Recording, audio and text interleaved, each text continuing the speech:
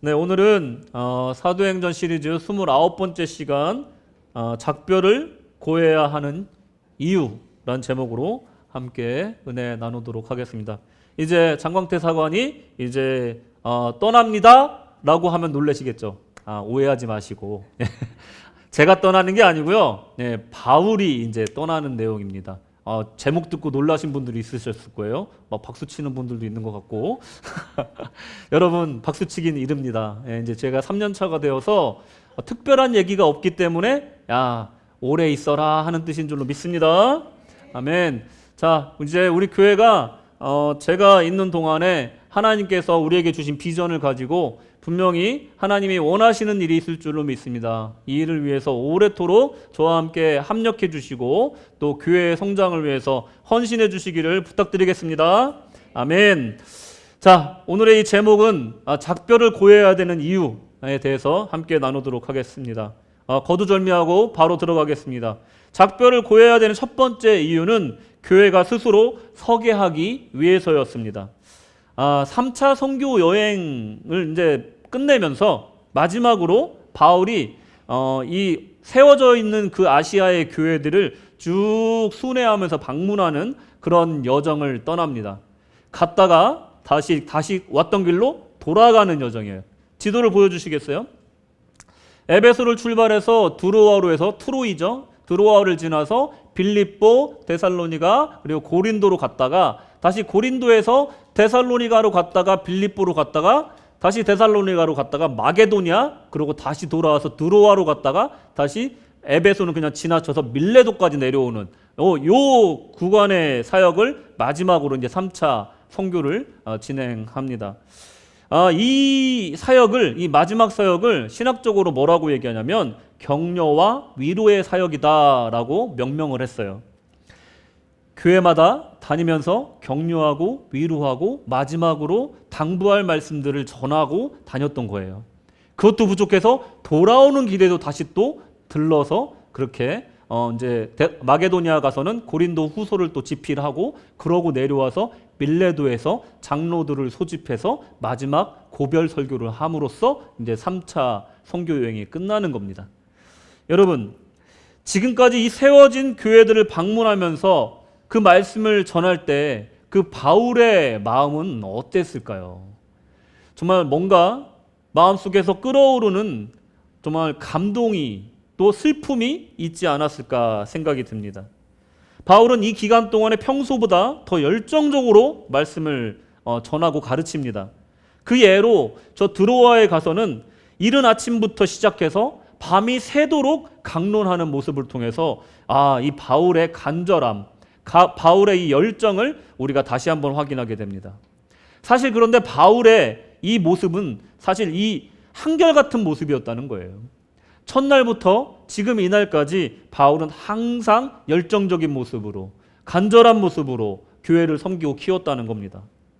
바울은 자신의 사역에 대해서 뭐라고 평가하냐면요. 18절에서 21절 오매 그들에게 말하되 아시아에 들어온 첫날부터 지금까지 내가 항상 여러분 가운데서 어떻게 행하였는지를 여러분도 아는 바니 곧 모든 겸손과 눈물이며 유대인의 관계로 말미암아 당한 시험을 참고 주를 섬긴 것과 유익한 것은 무엇이든지 공중 앞에서나 각 집에서나 꺼리낌이 없이 여러분에게 전하여 가르치고 유대인과 헬라인들에게 하나님께 대한 회개와 우리 주 예수 그리스도께 대한 믿음을 증언한 것이라 이렇게 말씀하고 계세요.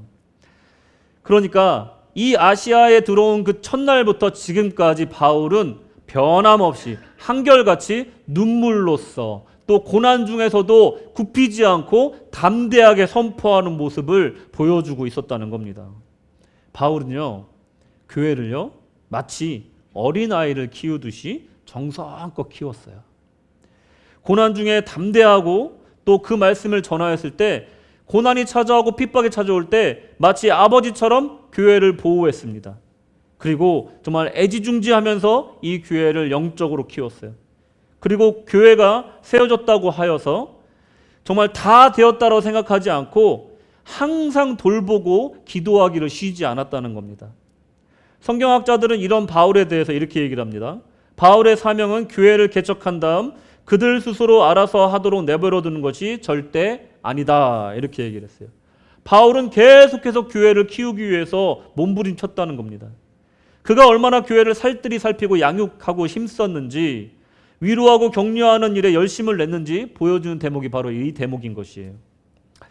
교회는요, 여러분, 건물만 세워놓고 사람만 모아놓는다고 해서 교회가 되는 게 아닙니다. 교회는요, 눈물이 뿌려져야 되고 기도가 그곳에 있어야 되는 거예요. 정말로 자식을 키우는 마음으로 교회가 키워져야 된다는 거예요. 구세군 시드니 한인교회도 마찬가지잖아요. 이곳에 세워진 이후로부터 28년 동안 수많은 기도와 눈물이 이 강대에 또 이 자비석에 뿌려졌기 때문에 이 교회가 지금 있는 줄로 믿습니다. 바울은 이렇게 어렵게 세우고 애지중지하고 보살핀 교회를 이제 떠나야 될 때가 왔습니다. 1절, 소요가 그침에 바울은 제자들을 불러 권한 후에 작별하고 떠나 마게도냐로 가니라. 왜 바울은 떠나야 했을까요? 신학적인 이유로, 성경학적인 이유로는 그런 게 있어요. 이제 이 지역을 돌면서 예루살렘 교회의 가난한 성도들을 돕기 위한 모금을 하기 위함이다 하는 이유도 있어요. 근데 이 사건에 대해서는 성경적인 해석이 필요합니다. 그것이 무엇이냐면 바로 우리 첫 번째 주제였던 교회가 바로 서기, 스스로 서게 하기 위함이다라는 이유가 있다라는 것입니다.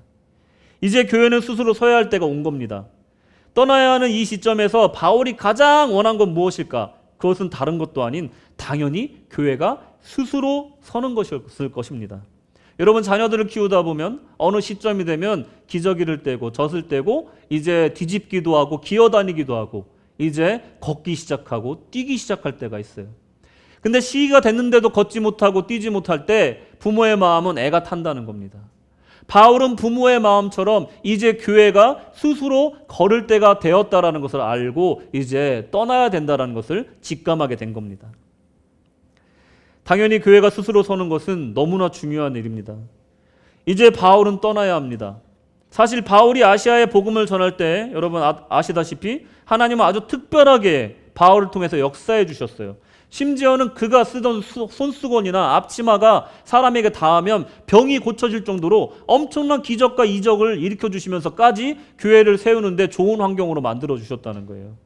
그야말로 바울이 처음에 아시아에 들어왔을 때 그의 위상과 지금 현재의 바울의 위상은 정말 천지 차이라는 거예요. 어쩌면 바울을 중심으로 해서 하나님이 초대교회에서 일하셨다라고 말하기에도 무방한 시대다라고 할 수가 있습니다.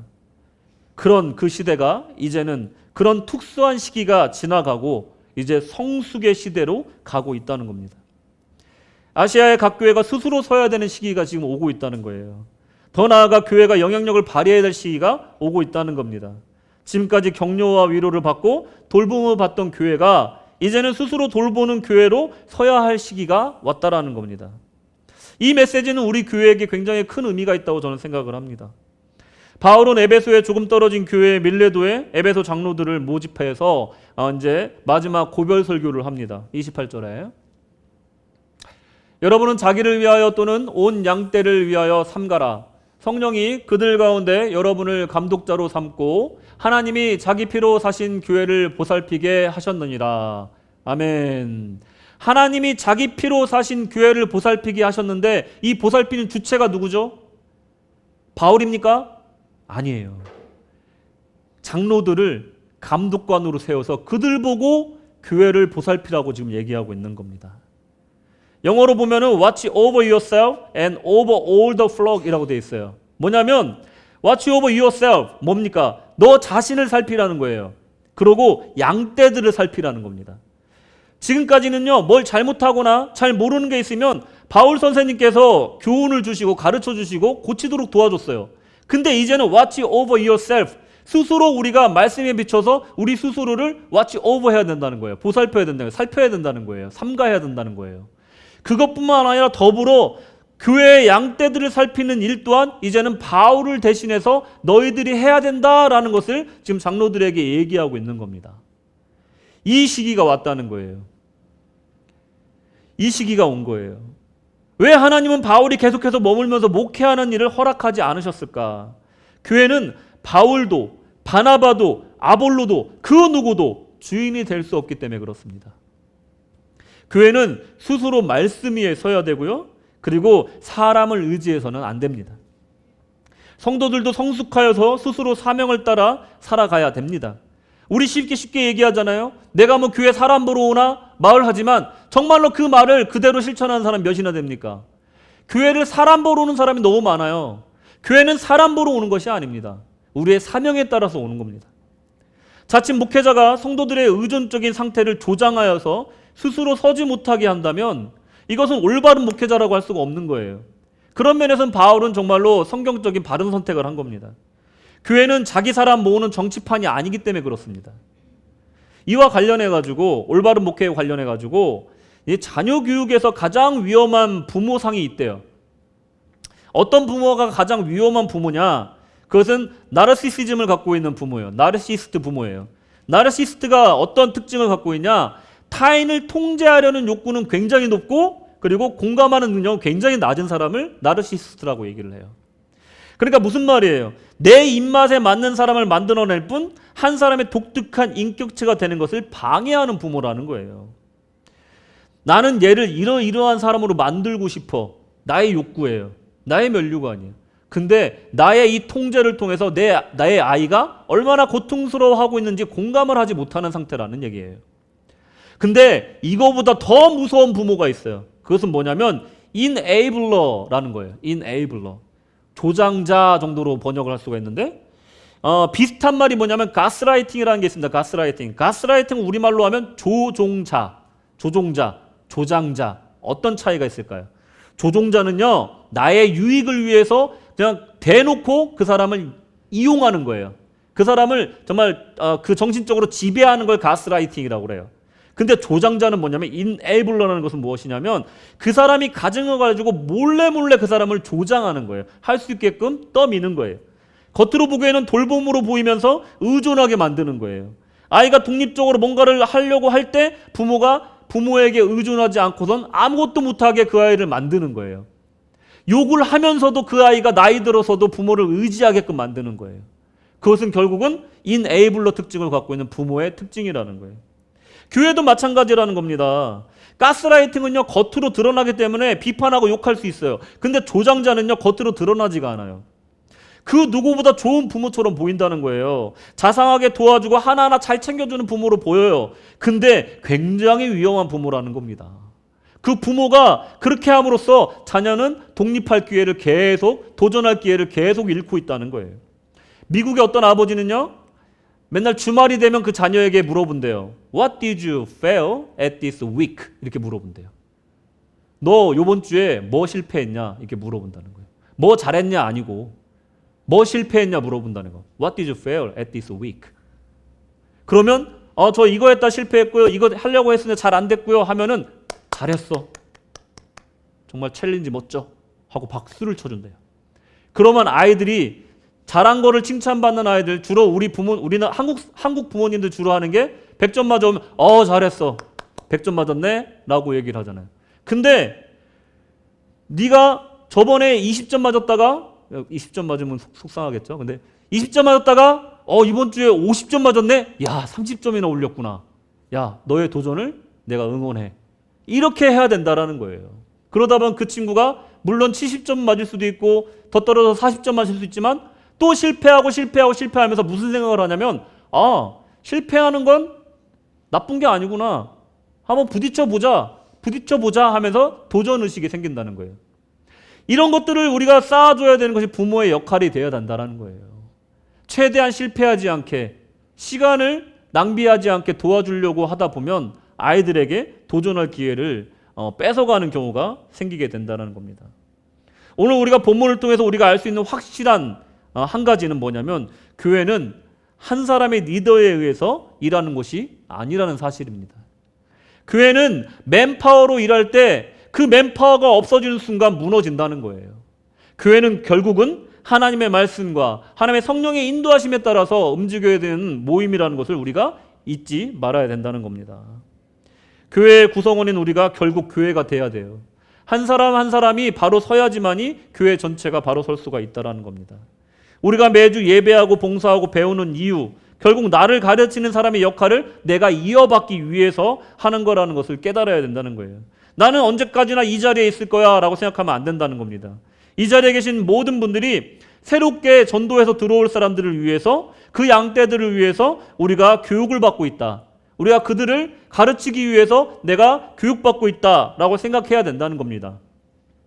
내가 오늘 주일 예배를 통해서 받은 은혜, 이것을 나 안에 가둬두는 것이 아니라 이것을 내가 내 가족에게, 내 친척에게, 내 주변의 이웃에게 그것을 전파해야 된다는 거예요. 나 혼자서 은혜 받고 나 혼자서 깨달음 얻고 끝나는 것이 아니라 그것을 전파해야지만 그것이 진정한 복음의 능력에 나타나는 방법이다. 자기 복제가 일어나야지만이 생명체라고 할 수가 있는 겁니다. 세포가 자기와 똑같은 세포를 만들어내야지 성장하는 것이고 생명이 유지된 그 생명체라고 말할 수 있는 것처럼 교회도 자기 복제가 일어나야 되는 거예요. 먹기만 하고 듣기만 하면서 끝나면 그 세포는 없어지게 돼 있어요. 근데 자기 복제가 일어나 새로운 세포로 분열하고 분열해야지만이 그 생명력이 연장되고 이어진다라는 것입니다. 바울을 세우신 하나님의 목적은 교회에 모여서 우리들끼리 우애를 나누라고 모아놓은 것이 아니라는 겁니다. 우리끼리 교제하고 우애를 나누는 것도 중요하지만 그 다음에 스텝이 있다라는 거예요. 복음과 가르침과 격려와 위로를 받았다면 우리도 받은 만큼 복음과 가르침과 격려와 위로를 우리 주변의 사람들에게 전할 수 있어야 된다는 것입니다. 바울이 없이도 복음 전파와 성숙의 열매가 맺히는 교회가 되라는 메시지를 지금 바울의 작별을 통해서 말하고 있는 것입니다. 자, 두 번째로 우리 바울이 떠나는 이 작별을 고한 이유, 두 번째로 본받을 만한 어른이 되게 하기 위해서입니다.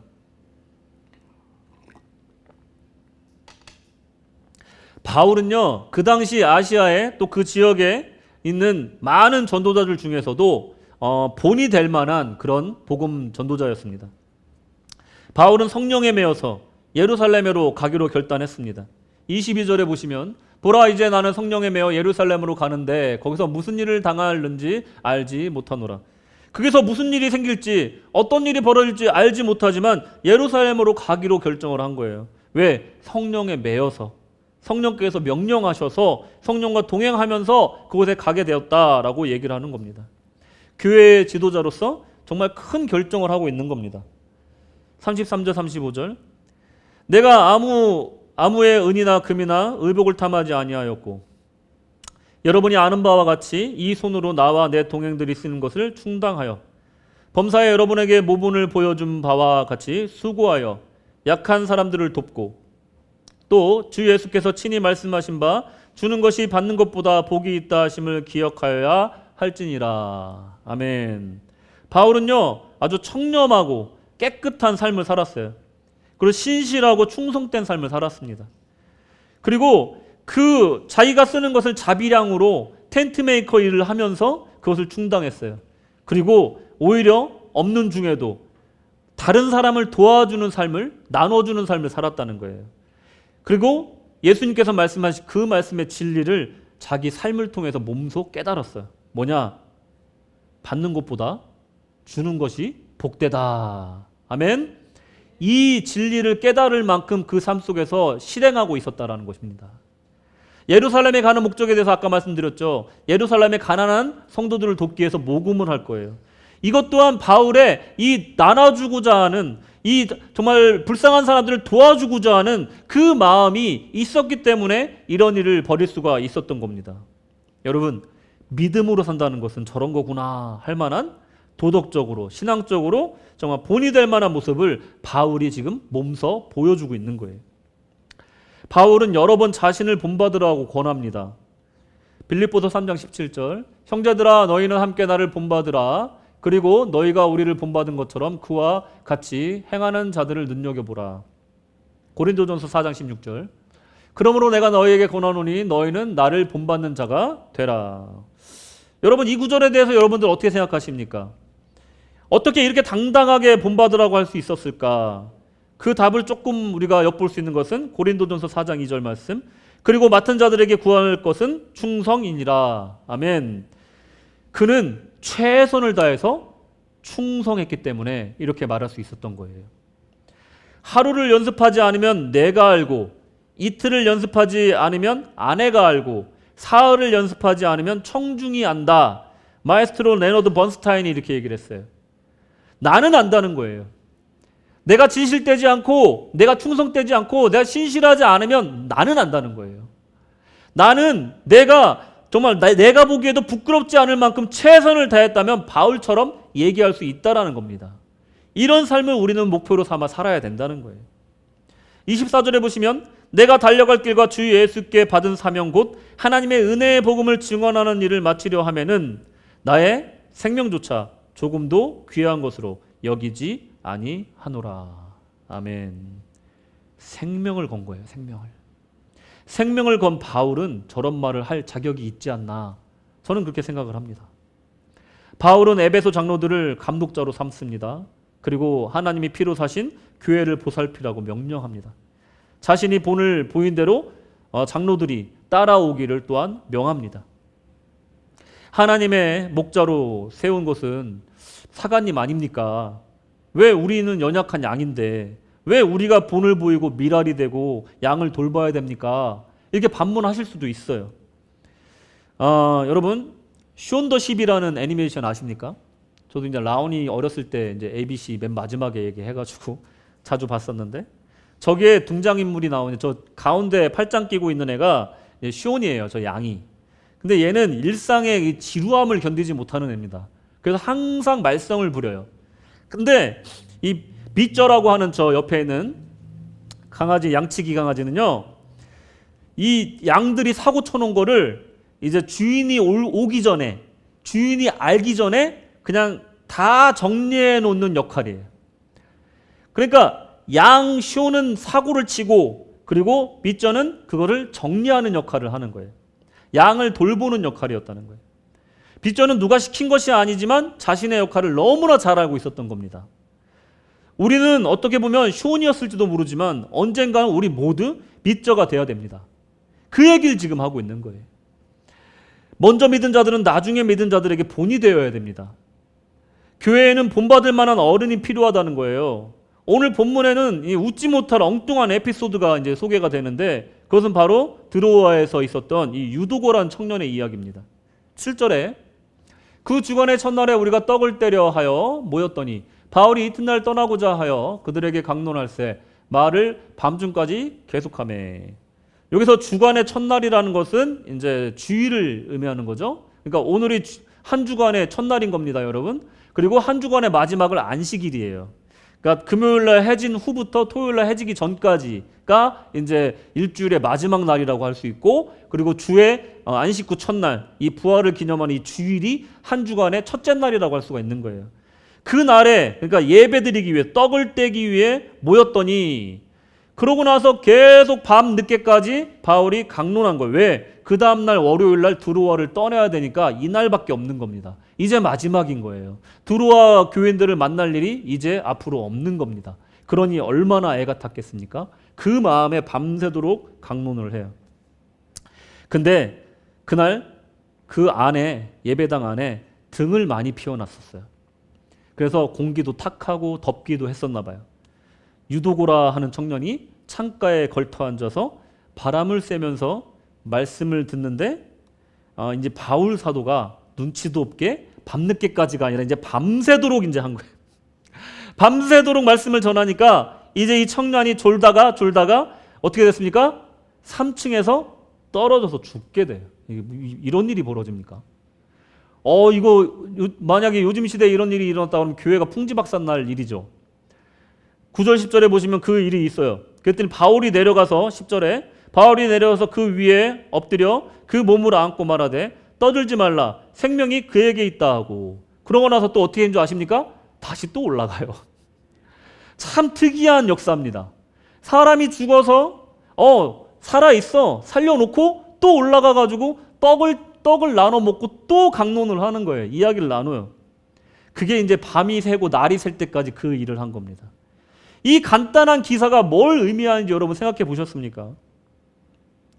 이 놀라운 일이 벌어진 이 사건이 이 우리에게 주는 메시지가 뭔가 한번 생각해 보세요. 요즘 교회에 청년들이 많이 떠난다고 합니다. 예. 교회에 청년들 찾아보기가 힘들대요. 우린 너무 복받아서 청년들이 정말로 적지 않잖아요. 너무 감사한 일이에요. 근데 현대교회 청년들이 다 세상으로 떠나고 있답니다. 뭐 재밌는 게 교회에 더 이상 없고 세상에 재밌는 게 많아서 그렇대요? 그건 아닌 것 같아요. 어딘가 복음의 뜨거운 불이 일어나는 교회는 분명히 청년들이 바글바글 하거든요. 그리고 어딘가에 정말로 인문학 강의나 아니면 철학 강의에 그렇게 젊은 사람들이 열정적으로 참여하는 걸 볼 때 이 시대에 청년들이 재미를 찾아서 밖에 나가는 것 같지는 않은 것 같아요.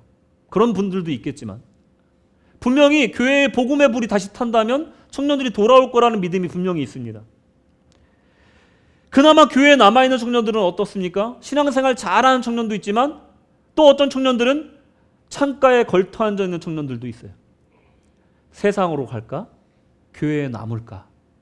창가에 걸터 앉아있는 청년들이 있다는 거예요. 드로아 교회가 그래도 소망이 있는 이유는요, 졸더라도 교회에 오고 싶은 교회였다는 거예요. 졸고 앉아있더라도 내가 교회 가고 싶어 마음이 드는 그런 교회가 드로아 교회였다는 거예요. 강압적으로 오라 하였는지 모르겠지만 어찌됐건 어른들이 열심히 밤새도록 말씀을 듣고 예배드리는 모습을 유두고가 졸면서도 보고 있었다는 거예요. 여러분, 아이들이 장난치는 것 같지만 다 듣고 있습니다. 말 조심하셔야 돼요. 저 조그만 애들이 할머니 그때 뭐라고 얘기했죠? 다 얘기한다는 거예요. 내가 농담으로 한 얘기를 엄마한테 가서 읽는다니까요. 말 조심하셔야 돼요.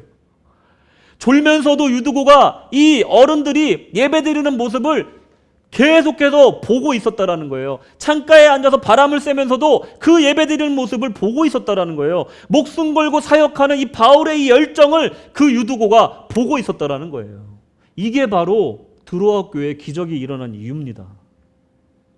이 청년 유두고는요, 바울이 살린 게 아니에요. 당연한 얘기죠. 하나님의 능력으로 살아난 줄로 믿습니다. 하지만 바울과 드로아의 교인들이 그 본이 되는 어른들의 모습을 통해서 이 역사의 한 역할을 감당했다는 것은 확실합니다. 그래서 교회에는 본을 보이는 어른이, 선배가 필요하다는 겁니다. 교회에는 이런 어른들이 있어야 청년들이 살아날 줄로 믿습니다. 유두고가 살아나듯이 적지 않게 위로를 주듯이 교회의 이런 어른들이 예배에 대한 열정이, 선교에 대한 열정이, 말씀에 대한 열정이 나이와 상관없이 그 열정이 순수하게 있는 어른들이 있는 교회에는 청년들이 살아날 줄로 믿습니다. 요즘 청년들 만나보면요, 그야말로 허허벌판에 홀로 서 있는 아이들 같아요. 믿을 만한 어른도 없고 존경할 만한 롤모델 찾기도 참 힘든 시대에 살고 있는 것 같아요. 교회에서는 신앙을 지켜가면서 신앙으로 살아가라 가르치지만 사회와 집에 나가보면 공부해서 성공해라, 돈이 최고다 가르치는 어른들이 얼마나 많이 있습니까? 헷갈릴 거예요. 세상과 교회 사이에 창문에 걸터 앉아있는 부모들도 어른들도 부지기수로 많다라는 거예요. 이 시대는 창문에 걸터있는 위태위태한 시대라는 겁니다. 갑질하고 청년들을 이용하고 경쟁 상대로 생각하는 나이 많은 사람이 아니라 우리 청년들을 품 안을 수 있는 믿음의 선배들, 본이 되는 사람들, 그런 본받을 만한 어른들이 교회에 있어야 된다는 것입니다. 우리는 어떻게 하면 청년들의 본이 될 것인가? 어떻게 하면 본이 될 만한 어른이 될 것인가? 한번 생각해 보십시오. 누군가의 본이 되기 전에 내 인생을, 내 신앙을 진실되게 신실하게 살면 된다는 것입니다. 저희 후배가 있는데요, 그 친구가 어머니가 늦지막히 사회복지 공부를 하셔서 사회복지사가 되셨어요. 근데 그 공부를 하필이면 이 친구가 고등학교 시절에 이 엄마가 대학 공부를 하신 거예요. 당연히 한 번도 과외를 깎아주거나 뭐 공부 뒷바라지를 한 적이 없어요. 근데 그 자녀들이 다 대학교 잘 가고 잘 살고 있습니다. 그 친구 말이 그렇습니다. 그냥 열심히 사시는 엄마를 보니까 그냥 자녀들이 본이 되어서 공부해라 말을 안 해도 스스로 그냥 공부하게 됐다라는 거예요. 그냥 엄마 열심히 사는 모습 보니까. 그게 그냥 본이 되었고 그게 그냥 가르침이 되었다라는 거예요. 우리가 먼저 신앙생활 잘하면요, 청년들 살아난다는 겁니다.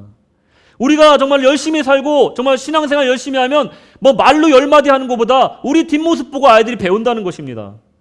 바울은요, 훌륭한 지도자로서 본이 될 만한 어른으로서 자신의 사명에 따라서 온 힘을 다해서 달려갔고 작별할 수 있었던 것입니다. 그것을 이제 장로들에게 부탁하고 있는 것입니다. 마지막으로 작별을 고해야 되는 이유, 미랄이 되기 위해서 작별을 고해야 됩니다. 하나님의 역사와 섭리 가운데 바울은 미랄이 되어야 했습니다. 그래서 바울은 작별을 구할 수밖에 없었습니다. 사명자는 절대 죽지 않는다 이런 말이 있죠, 여러분. 이 앞에 가로치고 뭐가 있는 줄 아십니까? 사명을 다할 때까지라는 말이 있어요. 사명을 다할 때까지 사명자는 죽지 않는다 이 말이에요. 그러면 사명을 다하면 어떻습니까? 죽어도 된다 이렇게 돼도 되나요? 아무튼 죽어도 되는 겁니다. 사실은 사명자를 살려놓으신 이유는 하나님의 사명을 감당하기 위해서라는 거예요. 사명을 다하기 위해 이제는 죽어야 되는 거예요. 교회사적으로 바울이 사라진다는 것은 초기 기독교에 있어서 아주 큰 파장을 일으키는 중요한 문제라는 겁니다. 아주 큰 영향력을 갖기 때문에 그래요. 그런데 바울은 굳이 떠나야 했을까? 24절에 요한복음 12장 24절 다 같이 읽겠습니다. 시작. 내가 진실로 진실로 너에게 이르노니 한 알의 밀이 땅에 떨어져 죽지 아니하면 한 알 그대로 있고 죽으면 많은 열매를 맺느니라. 아멘. 만약에 바울이 떠나지 않고 작별하지 않고 그곳에 계속 있었다라고 한다면 바울이라는 사람의 이름은 계속해서 높아지고 이 사람은 신적인 존재처럼 추앙받았을지도 몰라요. 그래서 바울은 죽어야 됐던 겁니다. 바울이 큰 결심을 하기 위해서 자신이 미랄로서 썩어져야 되는 결심을 하면서 정말 중요한 시간을 보냅니다. 그것은 걷는 시간이 필요했던 거예요. 비어있는 시간이 필요했던 거예요. 느린 시간이 필요했던 거예요. 그래서 오늘 본문에는 바울이 아주 파토스적인, 이 감정적인 구간이 등장하는데 바울은 드로아에서 이제 에베소를 지나서 밀레도까지 가는 그 여정을 다시 돌아가요. 근데 거기서 드로아에서 아소까지 가는 기간에 도보로 가려고 결정을 합니다. 좀 특이한 결정인데 13절에 우리는 앞서 배를 타고 아소에서 바울을 태우려고 그리로 가니 이는 바울이 걸어서 가고자 하여 그렇게 정하여 준 것이라. 자기가 그냥 걸어가겠다 한 거예요.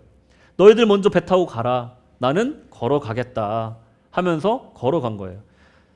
요 거리가 20마일이라고 하는데 한 32km 정도를 걸어간 거예요. 드로아에서 아소까지. 그리고 아소에서 만나서 배 타고 이제 가는 거죠. 왜 굳이 바울은 이 32km나 되는 길을 걸어가려고 했을까? 걸어가려고 했다라기보다는 바울에게는 이 걸어가는 시간이 정말로 필요했던 것 같아요. 정말로 이 백길로 가는 게 일반적인 상식이에요.